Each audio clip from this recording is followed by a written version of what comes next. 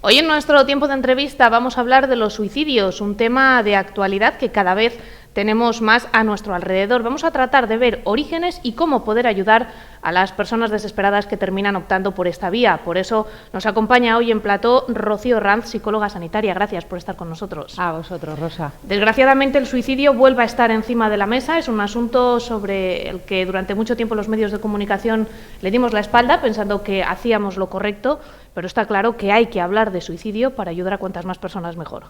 Hay que hablar del suicidio porque es algo que pasa y que pasa de una manera muy habitual. Se supone que cada 2 horas en España una persona consigue suicidarse, por lo cual es importante hablar de ello y no guardar silencio. El tema ha vuelto a estar encima de la mesa después del trágico caso de la actriz española Verónica Forqué, pero también aquí, en Guadalajara, muchos tenemos cerca noticias de personas que han intentado suicidarse o que finalmente lo terminan consiguiendo. ¿A qué se debe? ¿Por qué una persona termina por intentar quitarse la vida? Una persona que intenta quitarse la vida lo suele hacer porque tiene un nivel de sufrimiento tan alto que considera que no puede seguir con ello. Y lo que no puede hacer es sufrir más. Entonces empieza a contemplar esa alternativa como la única. Por eso es muy importante hablar con ellos y explicarles que sí que hay otras alternativas y que con trabajo y con esfuerzo se puede salir de esas situaciones y se pueden aprender a manejar circunstancias de otra forma. No obstante, hay muchísimos disparadores. No solo hay gente que piensa que las personas que se suicidan son aquellas que tienen una enfermedad mental y no es así. Cualquiera de nosotros podemos llegar a tener esos pensamientos en un momento dado y se pueden llegar a ir elaborando cada vez más. Por tener problemas económicos, que de repente nos diagnostiquen una enfermedad, las personas que conviven con el dolor de manera diaria y cotidiana, la pérdida de un ser querido, una ruptura sentimental. Hay muchas situaciones que nos pueden llegar a desembocar a tener la sensación de que no podemos seguir adelante.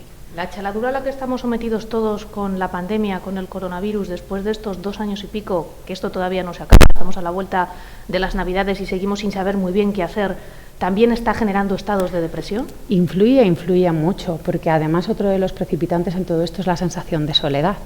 Y al final muchas veces con la pandemia tenemos la sensación de que tenemos que estar aislados o que si nos juntamos con alguien le estamos poniendo en peligro. Otra cosa que además yo creo que es muy importante que pongamos el punto de referencia es que el miedo es uno de los elementos que más estamos utilizando para enfrentarnos a la pandemia. Y el miedo no es una buena herramienta, porque lo que hace es que nos bloqueemos o que entremos en pánico y no sepamos cómo avanzar. Entonces yo sí que creo que es un precipitante y de hecho es cierto que los casos están aumentando. ¿Está aumentando alguna franja de edad en especial? Porque uno podría entender que pueden ser gente joven, no sé si es más gente mayor, por esa soledad derivada. El suicidio se produce en todas las edades. De hecho, hace poco se ha estado viendo ya casos de niños con 10 y 14 años. Es decir, no es algo exclusivamente de adultos. Y en las personas tan mayores también aparece. Lo que pasa que muchas veces esos suicidios pasan como que se tapan mucho más, no se ven tanto, porque es cierto que las personas mayores suelen tener en esos intentos suicidas, suelen conseguir ese objetivo de terminar en muerte.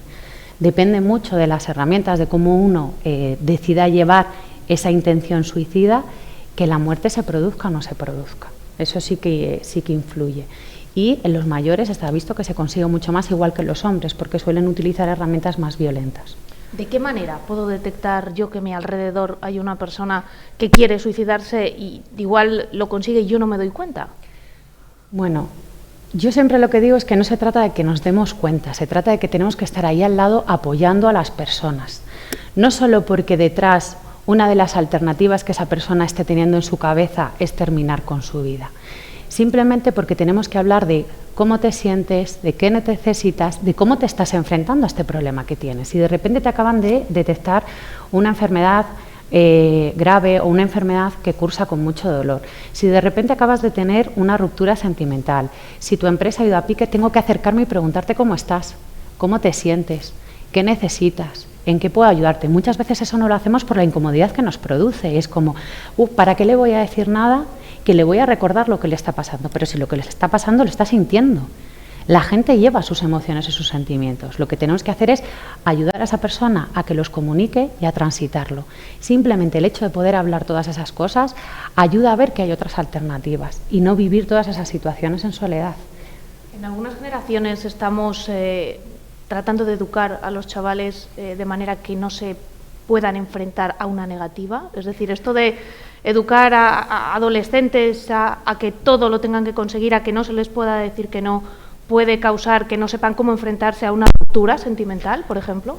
Sí que hay muchas familias y hay muchos colegios donde se intenta marcar ese no, donde se les intenta explicar que las cosas no se consiguen de una manera inmediata, que hay un esfuerzo, pero también es verdad que hay otra parte de la sociedad que intenta evitar todo ese tipo de sufrimientos. Yo siempre una cosa que digo mucho en consulta es que la vida nos va a poner límites. Entonces, a veces es muy importante que los padres o los colegios, los niños o los adolescentes encuentren esos límites para que sean sus primeras experiencias de enfrentarse a cómo gestionarlo. Si nunca me he encontrado un no, una negativa, luego me va a resultar mucho más difícil enfrentarme a ella si de repente me ocurre con 18 años, 20 años o 30. Hay que saber gestionar la frustración. Hay que saber gestionar la frustración y la frustración forma parte de la vida. O sea, la frustración nos la vamos a encontrar, la vida es así, a veces las cosas son como deseamos y a veces pasa todo lo contrario, incluso lo que no queríamos o lo que no deseamos, pero la vida es así y entender esto es muy importante. ¿Es necesaria una estrategia nacional para poder poner algunos diques a todos estos problemas que están surgiendo y que ustedes ya veían venir desde hace tiempo, porque tuvimos la oportunidad de hablar de este asunto y de lo que la pandemia podría ocasionar en la sociedad? Yo sí que creo que es necesario. Hacen falta muchísimos más profesionales en la salud mental.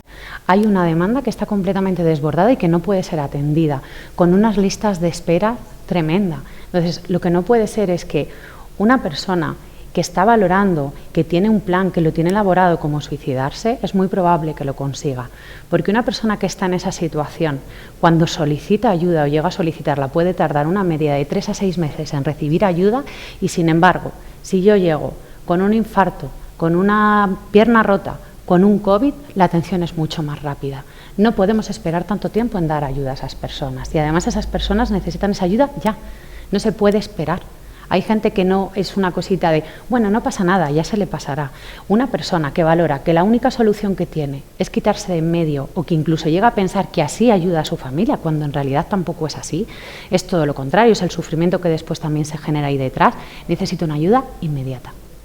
En las clínicas privadas se ha visto la demanda disparada directamente. En las clínicas privadas, ahora mismo, casi todos los psicólogos, yo creo, al menos en Guadalajara, están teniendo una lista de espera, por lo cual me imagino que a nivel nacional estará pasando exactamente lo mismo. Antes esto no era lo habitual, encontrarte en la privada una lista de espera.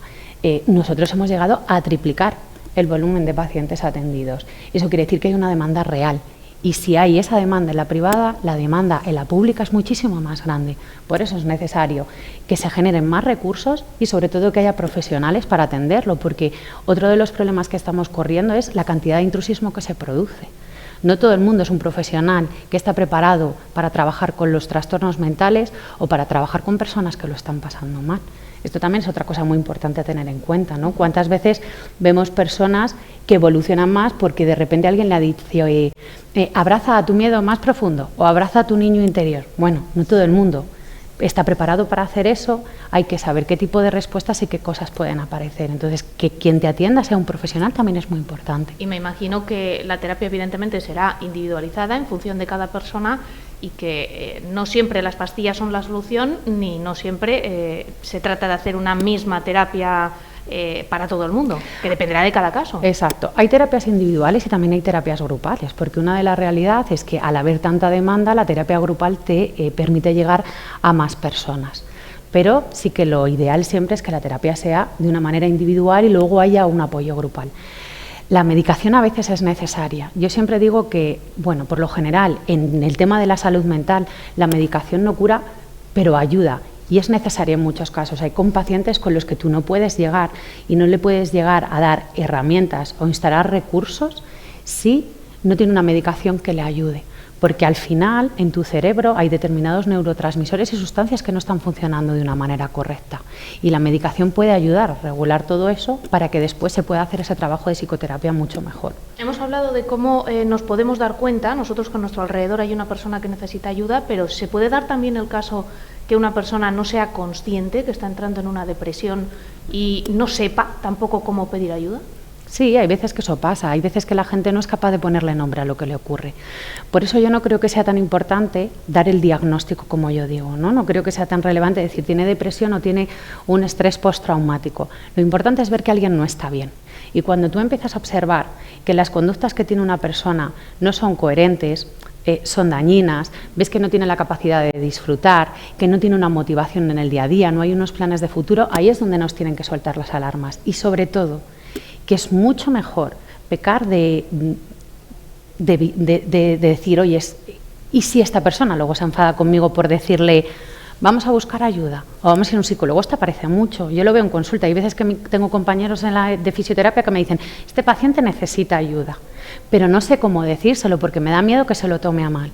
Es mucho mejor después regular esa tensión y poder ayudar a esa persona que por no enfrentarnos a esa posible tensión esa persona no pueda recibir esa ayuda, porque el hecho de que sea percibido y de que alguien se dé cuenta que tú estás mal puede ayudar a que se dé cuenta de algo no está bien. Yo siempre digo que todos en algún momento necesitamos ayuda psicológica para afrontar algún momento de nuestra vida. Sí, sí, completamente. No se trata de todos. estigmatizar a las personas que van al psicólogo, ni muchísimo menos. Y que además al psicólogo no solo se va por tener una enfermedad mental. Hay muchas situaciones que necesitan de un apoyo psicológico. Cosas tan habituales como la maternidad y la lactancia, yo creo que deberían estar apoyadas por un psicólogo. El psicólogo perinatal es una tarea esencial, pero es otra de las figuras que no solemos encontrarnos y que, bueno, rara vez se encuentra igual en un servicio público y sería esencial que estuviera ahí presente. Se ha puesto en marcha, no sé si está al corriente, un servicio por parte del Gobierno de Castilla-La Mancha, el 024, un número gratuito, totalmente anónimo, al que cualquier persona puede llamar si tiene algún tipo de impulso o si quiere buscar algún tipo de ayuda. Todas las herramientas, esta herramienta también es muy útil para frenar ese primer impulso, para que esa persona pueda ser reconducida y pueda recibir la ayuda que necesita. Incluso para estos casos donde decíamos, de repente yo tengo la sensación de que mi hermano se quiere suicidar o de que mi amigo se quiere suicidar, vamos a utilizar esos recursos porque a veces no sabemos dónde ir. Igual esto nos pasa en adolescentes y yo siempre digo, oye, habla con los padres, habla con los profesores, habla con el orientador, pero a veces esas situaciones es como que a los adolescentes les puede bloquear mucho. La utilidad de un teléfono de este tipo, donde no te están viendo tu cara, pero sí que te pueden escuchar y te pueden orientar, es muy útil. Entonces no hay que tener miedo a utilizar ese tipo de recursos. Pues todos los recursos que se pongan encima de la mesa, desde luego, son pocos y animamos a todo el mundo que tenga algún problema, que conozca a alguien que, como dice nuestra psicóloga, pueda tener algún atisbo de necesitar ayuda, que se ponga en contacto con profesionales. Rocío Herranz, que es psicóloga sanitaria, muchísimas gracias por acompañarnos y estaremos muy pendientes de este gran problema en la actualidad y en el futuro para muchos ciudadanos de Guadalajara. Aquí, desde luego en Guadalajara Media, le daremos voz a todo lo que tenga que ver con problemas mentales o suicidio, porque creemos que es positivo para ayudar a los vecinos de Guadalajara. Gracias. Muchas gracias a vosotros. Muchísimas gracias. Nosotros vamos a seguir repasando más asuntos de actualidad del día.